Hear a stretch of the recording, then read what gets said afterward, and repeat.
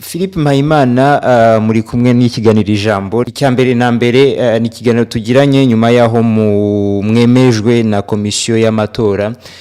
Ikibazo nifuza kubabaza cyambere, murumva mumeze gute ubu ngubu nyuma yaho umunsi umwe nyuma yaho komisiyo y'amatora mu Rwanda yemereje kandidatire yanyu nk'umukandida ku mwanya wa perezida wa Repubulika mu Rwanda?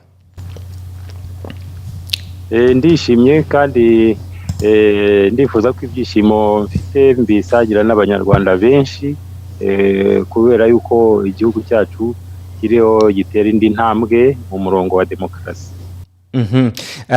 Hari hashize iminsi 5 komisiyo itemeje kandidature yanyu ibasaba ko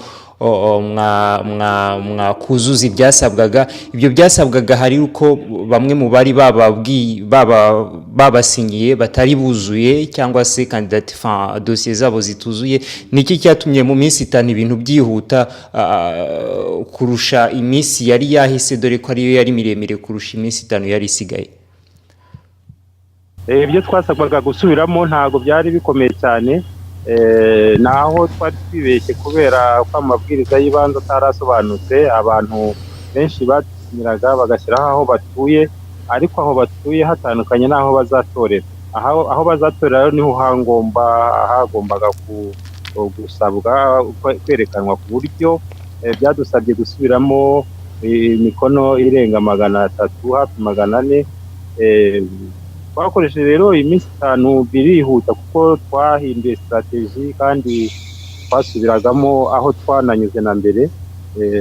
Nicyo cyabiteye. Hanyuma rero kwa kabiri twabashyiriye noneho irisi ikoze neza, ndetse abantu benshi barenza aba mbere 747 buryo nyine byagenze neza. Ikindi kibazo nifuza kubabaza, mu gihe cya kampanye yanyu mushakisha abantu babafasha ndetse munatanga ibitekerezo byanyu mu Banyarwanda, mwinubiye uburyo bamwe nubwo mutabavuza amazina muvuga ko byabagoye kugira ngo abantu babashe kubafata, hari n'abavuga ko babatera ubwoba.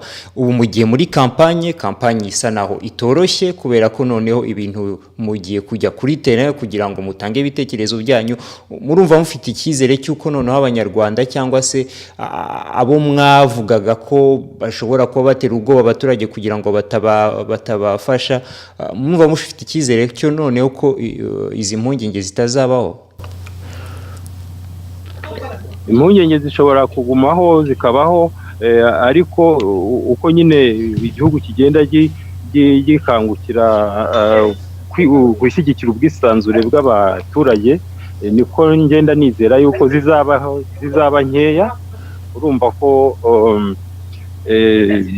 byarabaye nibyo, ariko abenshi nyine bagenda batungurwa kwibaza bati ese umuntu ushaka kwiyamamaza aturutse he, akomotse he? Ariko nyine nicyo tubereho cyo gusobanura ku buryo nizeye rwose ko izo zitizi zizaba nkeya mu kwiyamamaza kuruta uko twazibonye ari nyinshi mu dushaka imikono. Mbere yuko mbabaza wenda nk'utubazo tubiri twa nyuma, abo babateraga ubwoba cyangwa se bababuzaga kugira ngo mukomeze gahunda za nyuma, amuzi abaribo cyangwa se mwamuzi impamvu babikoraga? Ni bamwe mu Banyarwanda. Birumvikana ko abantu bose ntibagira imyumvire imwe. Ni ukuvuga ushobora kuba wibwira ukavuga uti jyewe mfite ishyaka ryanjye, uriya muntu ntabwo ari mu ishyaka ryanjye, ntabwo akwiye no gushaka abamushyigikiye mu karere ntuyemo, mu murenge ntuyemo. Ugasanga mbese bishobora kumutera kuba yabangamira umuntu yamamaza.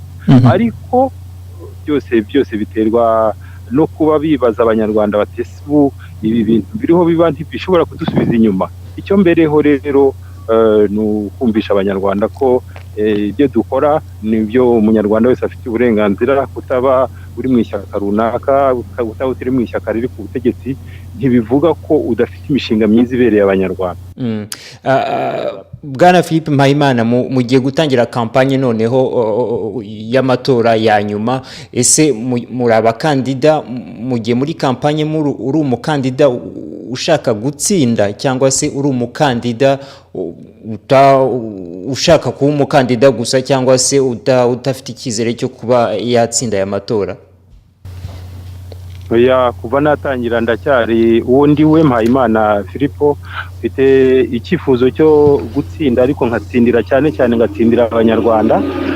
Icyo ntamenya ni urugero nzatsindiraho ndanishije, ariko ngiriye mu matora gutsinda kandi ndifuza gutsindira abanyarwanda n'u Rwanda rukajya imbere. Ibyo nifuza cyane cyane yo guhuza ababa hanze n'ababa mu gihugu, ubuhunzi bukavaho no kugira isanzure ku banyarwanda no gusaranganya ubukire, ibyo bintu bikagerwaho, niko gutsinda kw'ingenzi nifuza. Ikindi noneho nshaka kugarukaho nababaje mu ubushize, kampanye isaba amafaranga, kampanye isaba amikoro. Ku rundi ruhande hari ishyaka FPR Inkotanyi rifite amafaranga menshi, riri ku butegetsi, rifite rezo nini mu gihugu. Mwebwe muri abakandida, muri umukandida wigenga, ni gute muzakora kampanye kugeza mu kwezi kwa munani? Aho iryo shyaka muvuze rikomeye rikura amafaranga ni mu baturage, nta handi. Aho natwe niho tuzashaka inkunga, ku buryo ntago duhangayitse. Tupfa gusobanurira abanyarwanda ko bahagurukira gushyigikira ibikorwa bya politike, bakikora ku mifuka, bagafasha abakandida niyo baba batari mu ishyaka runaka, bapfa kuba bafite umushinga ubereye igihugu. Bwana Philippe Mpayimana, tukaba tubashimiye mu kanya gato mwari mufite kuba muduhaye kugira ngo mudutangarize uko mwakiriye kuba mwabaye umukandida nyine muri mu matora agiye kuba mu Rwanda. Nkaba mbashimiye kandi nizera kuzongera kuganira namwe birambuye. Namwe murakoze cyane. Murakoze.